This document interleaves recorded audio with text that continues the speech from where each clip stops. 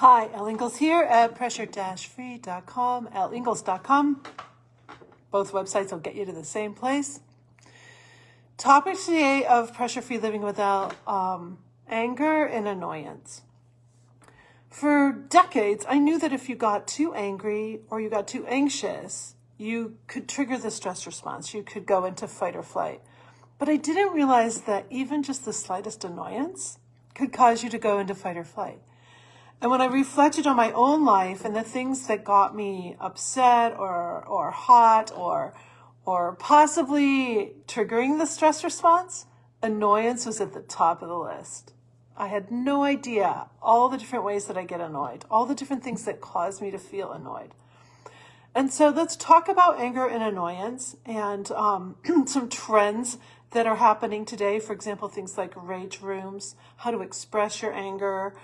Should you express your anger? And I'm just going to give you my reflections and my thoughts on this, having now coached Pressure Free for 14 years. So annoyance and anger kind of fall in a continuum. So you could be a little bit annoyed, a little bit annoyed, a little bit annoyed, and then full-blown hot, full-blown angry. The other way it falls on a continuum is one person's anger might be another person's annoyance. And so we each have an idea of what anger looks like and what someone just being annoyed looks like. And we can oftentimes be triggered by someone else having these emotions, feeling these emotions, not even us. So if someone's angry at us, even though we're not angry, but they're angry at us, or they're angry at someone else, or even your pet, you see someone become angry, that can cause you to trigger the stress response too. It's almost like that secondhand stress, if you will. Both of these emotions, feeling angry and annoyed, are things that easily can cause us to trigger fight or flight. So noticing them first, and maybe even making a list, like grab a pen and a piece of paper and write down some of the things that you get annoyed about, that make you feel annoyed, and some of the things that make you feel angry. And there are certain hot buttons for me. I'm sure there are for you too. It can be funny, but it actually isn't funny when you see someone overblow with anger and express their anger. So let's talk about rage rooms and expressing anger for a moment. So you will, I had a coach ask me, she goes, well, I'm going to a rage room once a week now. That's how I get rid of my anger. And she asked me how I felt about that, what I thought about that. And this is what I thought.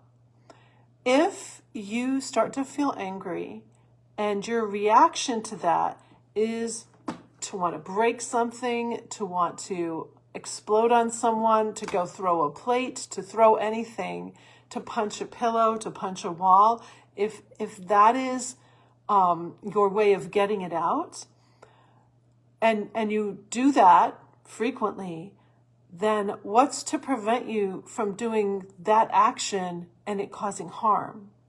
So for example, you might be in the grocery store with your child and suddenly you have that anger feeling and you want to break something or you want to hurt something or someone.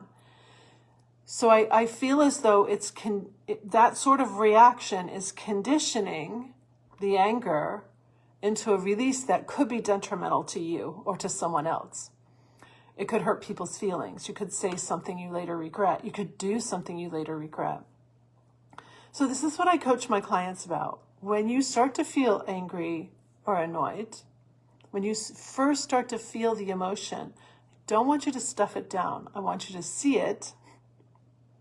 And then I want you to use a pressure-free tool to interrupt the release of the stress hormones. Because I think if you can prevent the release of the stress hormones, you won't want to break something. You won't want to hit something or punch something or someone.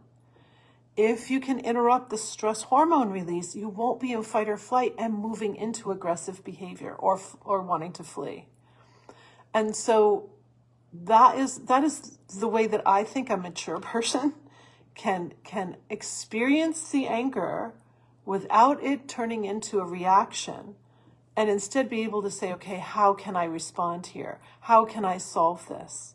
Most of the things we get angry over are solvable. There's nothing, there's some coach that does that. Like there's nothing that isn't solvable. Like this brilliant brain of yours can solve it, but not if you trigger fight or flight. So if you start to feel angry, Note for a moment, just see it, acknowledge it. Okay, acknowledgement sets you free. Okay, this thing makes me hot. This thing gets me angry. And then you have 10 seconds from a resting heart rate before that heart rate jacks up enough for you to release those hormones. What are you going to do in that 10-second interval? I would go right to my belly, because if I'm getting angry, there's probably a little bit of me that's tightening up, coiling up, wanting to get aggressive and fight. And my abs are probably rock solidly tight. So I would go to my belly and relax my belly first. I might smirk a little bit, get a little bit of a smile going. It can be sarcastic, and I'd be like, oh, there I go again. There I go again, getting upset about this thing that's out of my control, which is the things we usually get angry over, things that are out of our control. So those two mechanisms would be the first two things I would do, because that's going to give me enough time to think in my head, this thing, whatever it is making me feel angry, is not worth me messing my body up for up to 24 hours. If you're a guy on the other side there, up to 9 hours. 9 hours, 24 hours is way too long for this incident or this thing or this newscast or whatever it is I'm getting hot over to corrupt every cell of my being for up to 24 hours. It's not worth it. It's not worth it. And when you can start to change that direction in your head and gain a little traction there, then you're going to find that you're protecting yourself for all kinds of small things, especially those things that are, how should I say, they are the little flash points. You know, you're going to see them. You're going to be, you're going to recognize them.